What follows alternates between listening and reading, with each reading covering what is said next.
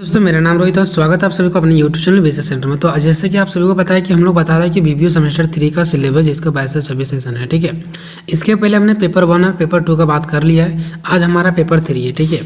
क्योंकि इसके पहले देखो हम लोग पेपर 1 AEC 3 का सिलेबस वगैरह बारे में हम लोग चर्चा कर लिए थे, क्या है नहीं देखें तो इसका प्ले लिस्ट बना दिए हैं सेमेस्टर 3 सिलेबस के नाम से। पेपर 2 में हमने सेक पेपर 3 के बारे में भी देख लिया। आज हम लोग देखने वाले हैं पेपर 3 जिसका नाम है MDC 3। तो इसका सिलेबस क्या है इसके बारे में हम जानकारी आप सभी को देने वाले हैं, ठीक है। और कोई भी अगर इंपॉर्टेंट चीज़ें होता है तो उसका हम जो लिस्ट होता है वो हम व्हाट्सएप ग्रुप में सेंड कर देते हैं, ठीक है। तो व्हाट्सएप ग्रुप से अगर ज्वाइन नहीं किए तो डिस्क्रिप्शन में व्हाट्सएप ग्रुप का लिंक दिया गया, वहाँ से ज्वाइन हो जाओ। क्योंकि जो भी चीज़ हमें लगता है कि ये वीडियो बनाना पॉसिबल नहीं होता तो उसका डायरेक्टली हम PDF भेज देते हैं व्हाट्सएप ग्रुप पर, ठीक है। तो ये हमारा सेमेस्टर 3 सिलेबस 22 से 26 पेपर 3 है MDC 3, जो कि टोटल आपका होगा 75 नंबर का। 25 नंबर आपका कॉलेज में एग्जाम होगा। टाइमिंग आपको मिलेगा 3 घंटा, ठीक है। जो भी हम लोग बात करते हो फाइनल एग्जाम का बात करते हैं, कभी भी हम लोग इंटरनल एग्जाम के बारे में कुछ नहीं बताते। क्यों? क्योंकि इंटरनल एग्जाम में आपको कॉलेज इंटरनल में कोई भी स्टूडेंट फेल नहीं होता है, ठीक है। इंटरनल में चाहे आप जाकर के एग्जाम दो, चाहे असाइनमेंट जमा करो, चाहे कुछ भी कारण हो, कॉलेज आपको वहाँ से पास ही करता है, ठीक है। तो हम लोग फाइनल एग्जाम का बात करते हैं। तो फाइनल एग्जाम आपका 75 नंबर का होने वाला है, जो कि टाइमिंग आपको 3 घंटा का मिलेगा। देखो MDC 3, ठीक है, ये हमारा तीसरा पेपर है, ठीक है, जिसका नाम है MDC 3। अब इसके अंदर आपके पास टोटल 30 सब्जेक्ट रहेगा। ध्यान से सुनना, MDC 3 के अंदर आपको टोटल 30 सब्जेक्ट दिए रहेंगे, 30 सब्जेक्ट। हम इसका एग्जाम पैटर्न का भी बात करेंगे कि एग्जाम का पैटर्न कैसा रहेगा, ठीक है। पहले देख लेते हैं इनका सिलेबस। तो इसमें टोटल जो आप लोगों का मिलने वाला 30 सब्जेक्ट मिलेगा। जैसे कौन कौन सब्जेक्ट मिलेगा थोड़ा एग्जाम्पल के तौर पर मैं दिखाना चाहूँगा। जैसे Hindi, English, home science, history, political, sociology, ये सब आपका जो टोटल यहाँ से यहाँ तक आपको दिख रहा है, ये टोटल इसी प्रकार से आपका टोटल रहेगा 30 को। अब मैंने यहाँ पे 30 को नहीं लिख पाया, तो ये 300 सब्जेक्ट का जो लिस्ट है वो हम व्हाट्सएप ग्रुप पे सेंड कर देंगे, ताकि आप लोग देख पाओ कि टोटल 30 सब्जेक्ट है कौन सा, ठीक है।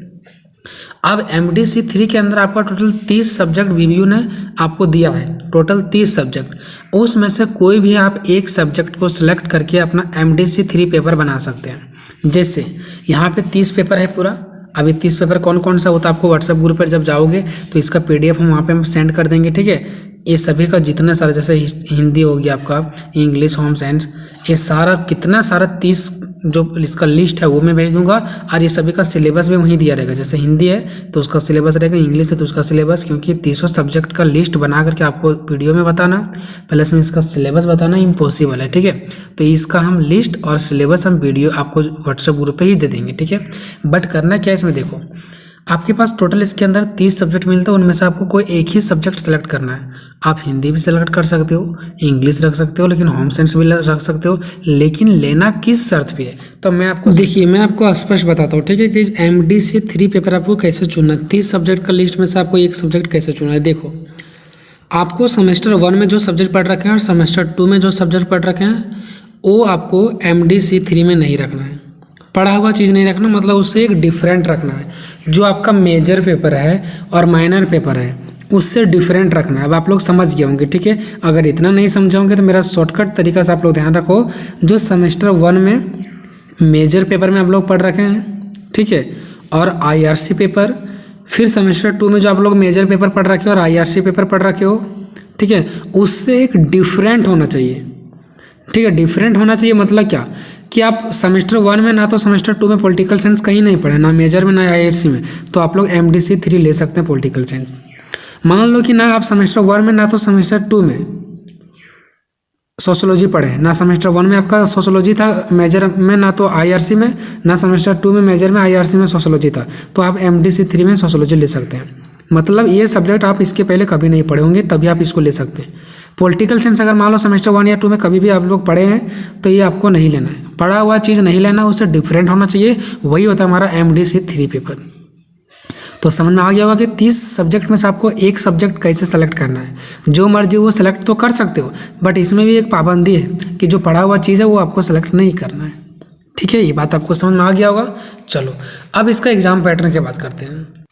एग्जाम पैटर्न आपका कुछ इस प्रकार से होने वाला है। आपका एग्जाम का जो पैटर्न रहेगा, यानी जो क्वेश्चन पेपर मिलेगा वो आपका 2 ग्रुप में बटा रहेगा, ग्रुप नंबर A में और ग्रुप नंबर B में, ठीक है। ग्रुप ए के अंदर आपके पास 3 क्वेश्चन दिया रहेगा जो 5-5 नंबर का रहेगा, तो 15 नंबर हो जाएगा। जैसे क्वेश्चन नंबर 1 5 नंबर का, क्वेश्चन नंबर 2 5 नंबर का, क्वेश्चन नंबर 3 5 नंबर का, ठीक है। बट जो क्वेश्चन नंबर 1 रहेगा ना, इसमें से आपका छोटा छोटा क्वेश्चन रहेगा, एक शब्द का रहेगा।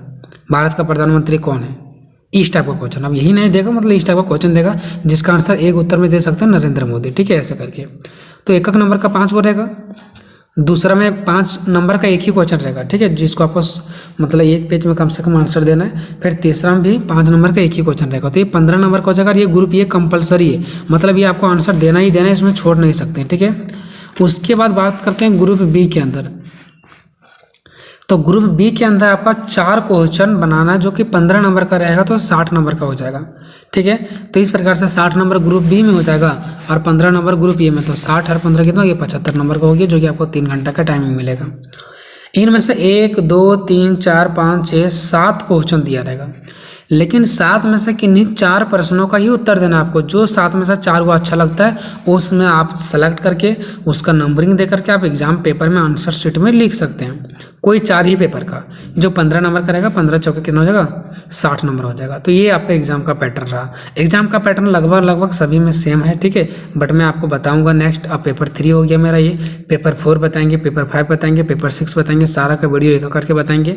सारा वीडियो देखना, प्लेलिस्ट में जाकर के चेक करो, सारा वीडियो आपको मिल जाएगा, ठीक है। मिलेंगे नेक्स्ट वीडियो में, तब तक जय हिंद जय भारत।